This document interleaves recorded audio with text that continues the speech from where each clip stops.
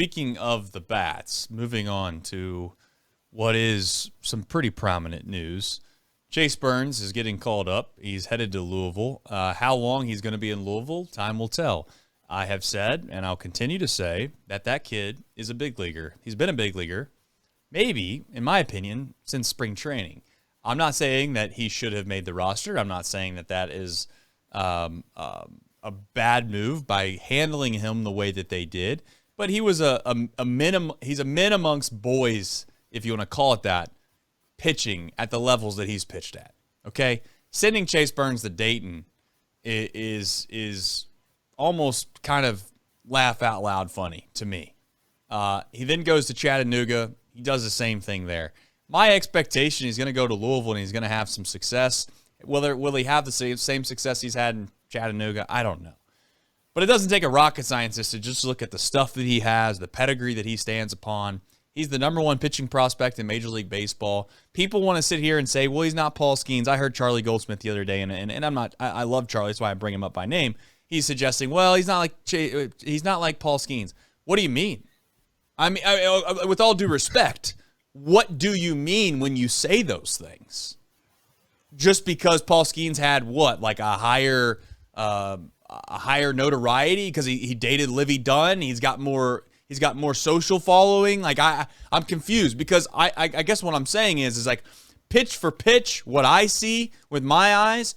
And I'm not suggesting that Chase Burns got to come in and do exactly what Paul Skenes does. But at this point in their careers, you can't sit here and tell me that Chase Burns is significantly different than Paul Skenes. They look like somewhat of the same guy. The only last thing I'm going to say about Chase Burns is to get called up. If this team is serious about winning and they think they have a chance to win, the way that I view Chase Burns is that there's a time limit on this arm. I'm not trying to make that scary. I'm not trying to be negative towards this whole thing, but I have watched baseball long enough, and we've all seen the type of arms that look like this and what eventually happens. Will it happen within year 1, 2, 5, 7, 9, 10? I don't know. But I'm willing to bet that there's going to be some arm problems for Chase Burns at some point in his career. Hopefully it's well down the line in his second thing. But all I'm saying is I'm not here, and I'm not interested, Craig, into letting this kid figure it out and make sure he's ready in the minor leagues and him pitch all year in the minor leagues, and then next year he's got to start in the minor leagues again just because we want him to be quote-unquote ready. I'm just going to throw it out there. He's ready to go. If you need him tomorrow, you put him in the big leagues. That's how I feel about him. Well, first of all, I don't know what it is with you and mentioning injuries tonight, Trace, but we got to cut that out. Well, I think it's smart. I think it's smart. I think you can get ahead of it. I just think that if you can bring it up, you're not saying it's going to happen, but if you bring it up, maybe you navigate around that. Well, look. So here's the deal: Chase Burns, 11 starts between High-A and Double-A Chattanooga. 11 starts. 1.68 ERA, 0.75 whip, 38.3% K rate, 4.6 walk rate. Took in his last outing, he took a perfect game into the sixth, 2 outs before giving up his first hit of the game. For reference, since this is the reference that people want to make, Paul Skenes made 7 starts at Triple-A for the Pittsburgh Pirates last year before being called up. 0.99 ERA, 0.91 whip, 42.9 K rate, and 7.6 walk rate. So is Chase Burns exactly Paul Skenes? Is Paul Skenes exactly Chase Burns? No. But at the end of the day, when you have a pitcher like Chase Burns, and I'm with you, it feels like wasted pitches every pitch that he makes in the minor leagues. And I think that's what you're trying to say, is that at this point, this guy is projected to be a major leaguer. He's ready to be a major leaguer. He started for 4 years in college at Wake Forest. It's not like he's a high schooler who needs to fine-tune his talents. He's ready to go. Ultimately, this Reds team, though, we've seen cares about service time. They care about contracts. They care about money. And I think ultimately that's probably what this comes down to. Yeah. I will say Chase Burns is 8 months younger than Paul Skenes. So, there's no reason that he couldn't be pitching in the major leagues right now. But if a lot of people are going to want to reference Wade Miley, and Wade Miley making a start tomorrow or Monday, depending on when you're listening to this, against Cleveland. when you have Chase Burns ready to go in the minor leagues. The question becomes, okay, let's say you bring up Chase Burns instead of Wade Miley. What happens when Hunter Green comes back? You've got options at that point. Do you send Chase Burns back to Triple-A? Do you send Nick Martinez to the bullpen? That's ultimately what this comes down to is, are you, as the Cincinnati Reds, going to burn a year of service time and potentially change his projected contracts over time with arbitration and everything else to call him up for a couple starts before Hunter Green comes back in hopefully a week or two? And I think that's ultimately what this comes down to, because Nick Martinez has not really shown a need to be moved to the bullpen. This rotation has been one of the strong points of the Reds so far this season.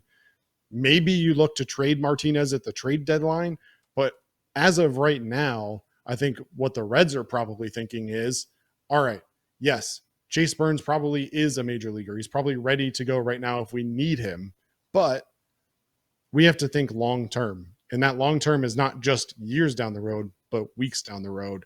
And I think that's ultimately probably what leads them to this conversation right now. Now, when we get to the trade deadline and we have to figure out where the Reds are in the conversation at that point, maybe Nick Martinez is trade bait. Maybe an Andrew Abbott is trade bait if he continues to pitch the way he's pitched. But I think from the Reds front office perspective, they're not going to bring up Chase Burns just to have him pitch for 2 weeks before Hunter Green comes back.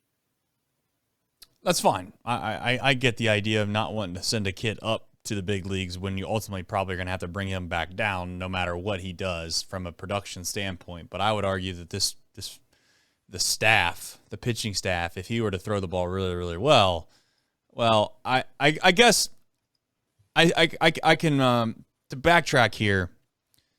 I know I'm going to sound a little hypocritical or whatever term you want to use here.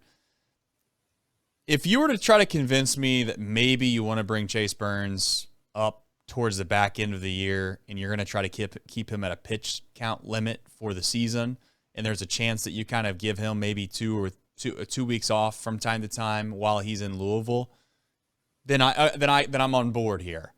If he's going to throw what is, every 5 days or somewhat around that in Louisville from now until that Louisville bat season's over, that doesn't make sense to me.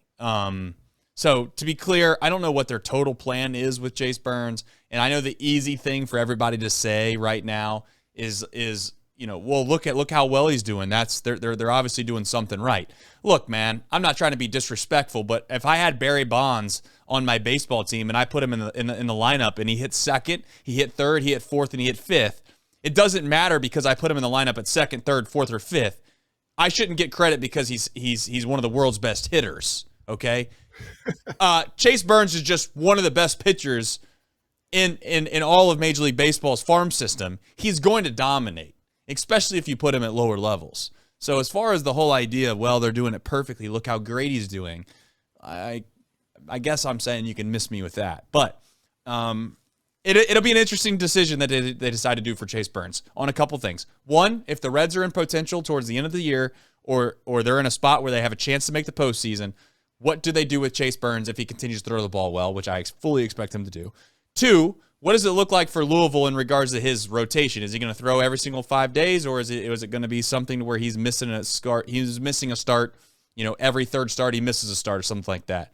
And three, do they shut him down before the year's even over in Louisville? That's the three things that I'm asking myself now as I watch Chase Burns. We'll see what ultimately ends up happening with him, but it is nice to see him get promoted to another level, one step closer to the big leagues, and he is without question 100%, in my opinion, going to be on the big league roster, opening day roster of 2026.